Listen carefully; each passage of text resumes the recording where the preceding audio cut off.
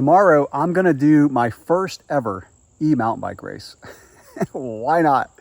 So I'm at my local trails. It's Saturday, and normally I would do a 3 or 4 hour ride out here.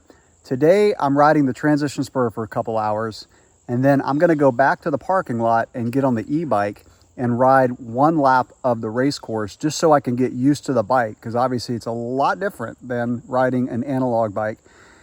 So the lap on the race course is 16 miles. The lap itself is 10, and I think what they're gonna do is do a full lap and then do an abbreviated lap to make it a 16-mile race. I would imagine it's gonna maybe take an hour and 10 minutes, hour and 15, we'll see. I have no idea what to expect on this. I don't know how physical it's gonna be. I kind of view this like doing an enduro race or downhill race where skill trumps fitness. Obviously, there's a lot of upper body fitness involved. There's going to be a lot of pedaling, but I'm going to run the bike in turbo the entire race. Turbo 100%. I hope the batteries are going to last. I think it will. We'll find out today when I do 1 lap. I'm gonna pin it for the practice lap today. So what I'm going to do is I'm going to pick it up tomorrow on the start line. I'll wear the GoPro and just show some of the race. Definitely show the start because that's going to be crazy, right? I don't know how tight it's going to be. It seems like the pack would be really tight because all the bikes are class 1 e-bikes, but we'll see. So I'll pick it back up tomorrow. I just strapped a number plate on an e-bike and now I'm warming up. That just sounds so weird to me. All right, I've got a little confession to make before I start this race.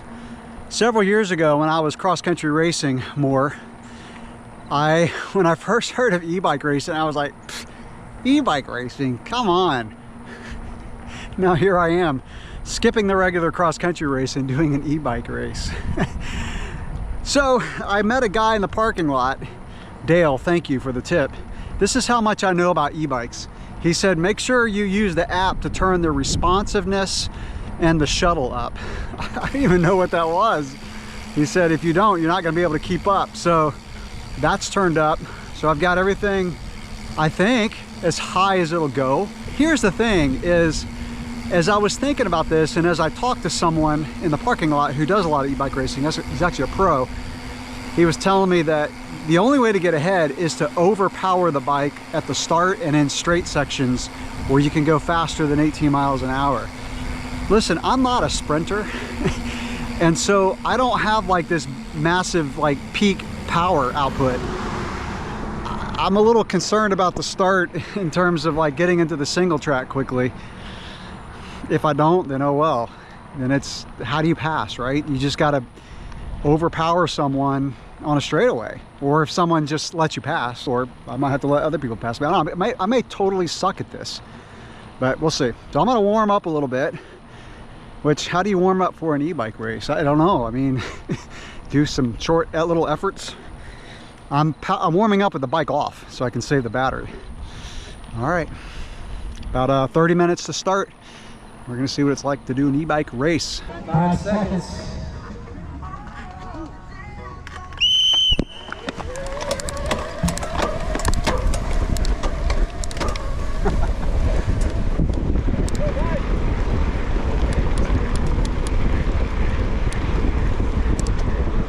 I guess I could draft.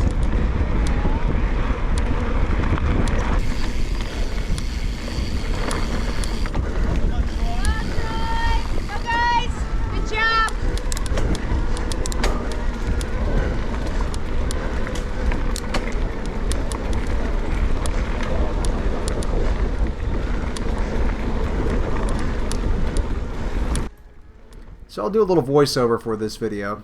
The start was definitely the hardest part of this race. I was breathing pretty hard, you may have heard in the video. By the way, look at the tree debris in this section. These trails were hit really hard by Hurricane Helene, and you'll see all along this race course trees laying over that were not laying over a few months ago. So like I said, the start was definitely the hardest part, and there were only 4 guys in this class. So I'm in 4th place, or last place. And so I pushed pretty hard at the start, but I just, I didn't know how much effort I would put out during this race. So I didn't go like crazy. And I'll talk about it more as we get into the race here, but skill was definitely the name of the game. And I don't, like, I didn't look up, like, what do you do in an e-bike race? How do you pedal? Do you do high cadence, low cadence? I'm thinking high cadence is probably going to be best, but I also don't know if my bike is set up really well for e-bike racing. This is just a stock 2022 Turbo Levo that I just got. I mean, I've only had it for a couple months, and I had not practiced with the shuttle and responsiveness turned all the way up. It didn't seem much different. I've ridden in turbo a lot and really just come out here and ride fast.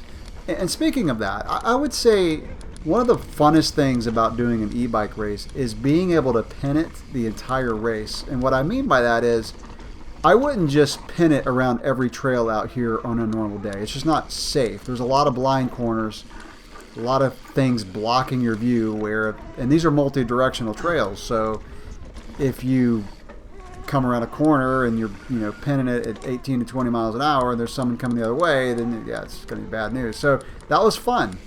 And being able to, again, you can see the trees, man. These trails, like, hats off to the trail crew. I got out on one of the work days and it was a lot of work. So, like I said, I didn't know if my bike was really set up well for e-bike racing. The tires, I'm running 2.6 tires, so I don't know if that's good, like you get a lot of cornering grip, or if it's bad because it's just extra weight. I will say, warming up with the e-bike off, it was like pedaling a sled. I've never done that. I've never ridden an e-bike with it off. I wanted to save battery in the warm-up, but it turns out I had plenty of battery.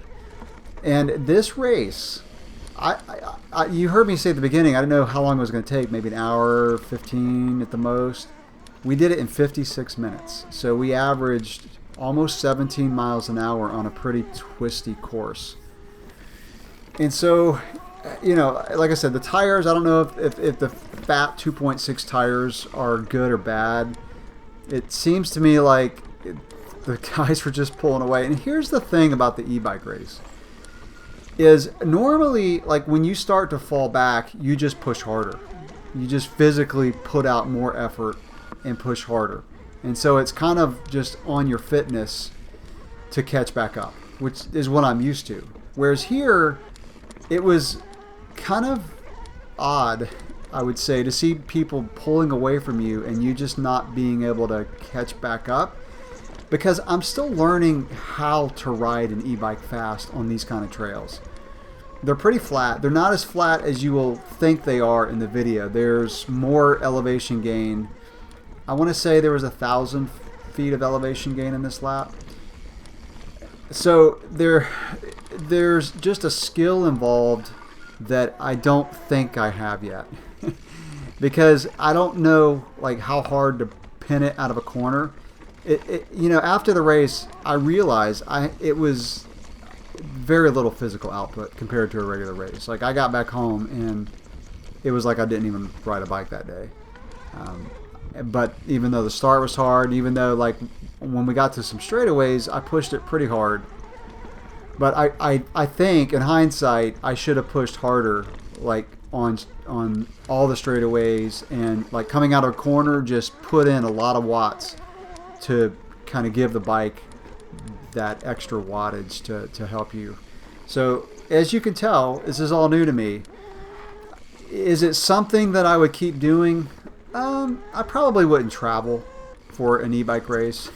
This course is literally 11 minutes from my house. So that's why I did it. I'm glad I did it. It was a blast. And don't get me wrong, it was a ton of fun. It's just a completely different type of mountain bike racing compared to traditional cross country. And I did really enjoy it. But as I was saying, it's not something I feel like I would really get into.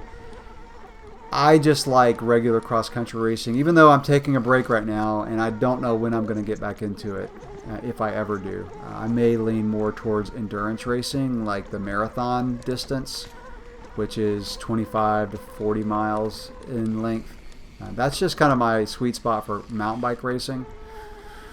And so, like I said, I don't feel like I had that just sense of reward that you get when finishing a race. Even those races where you just don't do very well, I didn't feel like I had that sense of accomplishment and reward.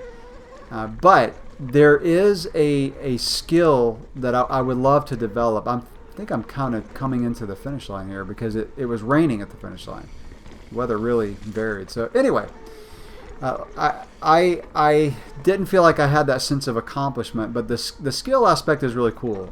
And that's why people do downhill and enduro, because there's a skill involved in getting the bike around the course, down the course as fast as possible, and that very much carried over here. So in that aspect, I think it'd be fun to really keep doing this, because you, like any kind of racing, you just push yourself harder when you're competing against other people than you do by yourself. I mean, like when I train, I just simply do not push myself as hard by myself as I would with other people. So I'm getting close to the finish line here. Like I said, 56 minutes, ton of fun.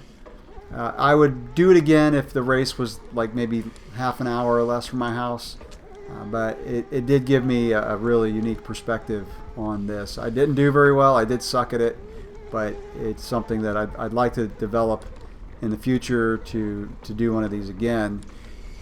Like I said, I wouldn't travel a long way, but you know, it's fun developing your handling skills. It's why I got the e-bike, right? I mentioned that when I talked about buying an e-bike. The reason I got it is because I wanted to develop my handling skills at speed, so when I get up to the mountains and ride, I will just be a better bike handler. And of course, you know, when I do get up to the mountains, being able to do a bunch of downhilling, it's just a lot of fun on the e-bike, because you just get a lot more while you're up in the mountains. So now I am coming to the finish line, because I see more raindrops on the GoPro.